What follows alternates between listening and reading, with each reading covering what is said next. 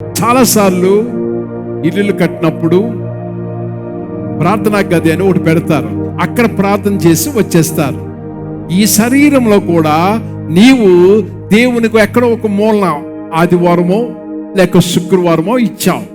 తర్వాత నువ్వు ఇవ్వవు. ఏం చేసావంటే ఆ ఒక్క రోజుకే ఒక మూలనే బంధించేసావు. ఇప్పుడు నీ ఇంట్లో చాలా సమస్యలు ఉన్నాయి. నీ ఇంట్లో ఒక 5 గదులు ఉన్నాయి. 5 గదుల్లో ఒక గదిని ప్రార్థనా గదిగా ఇచ్చావు. అక్కడ నువ్వు దేవుని బొమ్మ పెట్టావు, బైబిల్ పెట్టావు, రకరకాల కొవ్వొత్తులు పెట్టావు. అక్కడికి వెళ్ళి నువ్వు ప్రార్థన చేస్తున్నావు. వెరీ గుడ్, మంచిది.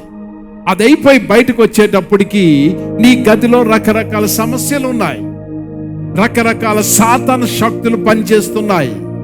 ఇప్పుడు సమస్య, ఆ సాతాను శక్తులు నీ బెడ్రూమ్ లోంచి వెళ్ళిపోవాలి, నీ లివింగ్ రూమ్ లోంచి వెళ్ళిపోవాలి, నీ పిల్లల గదిలోంచి వెళ్ళిపోవాలి.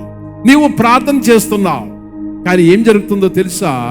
నీవు ఆ పూజా గదిలోనే దేవుని బంధించేసావు. ఇప్పుడు దేవుడు ఏమన్నాడు తెలుసా? నీ గదిలో ఉన్న సాతాను వెళ్ళిపోమని చెప్తున్నావు.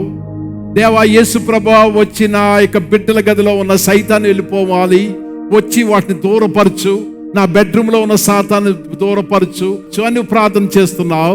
కానీ ఒకటి చేయడం లేదు, నన్ను నీ యొక్క పూజా గది నుంచి విడుదల చేయడం లేదు.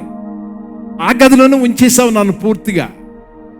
ఎప్పుడైతే ఒక గదిలో నువ్వు బంధించేసావో మిగిలిన గదిలో దేవుని కార్యం జరగదు. నీ యొక్క శరీరం యావత్తు, mind, body, soul is the temple of God. నీ శరీరం యావత్తు, నీ ఆలోచనలు, నీ చేతి పనులు, నీ కాళ్ళు, సమస్తము దేవుని ఆత్మ ద్వారా ముందుకు నడిచేటట్లు చూడు.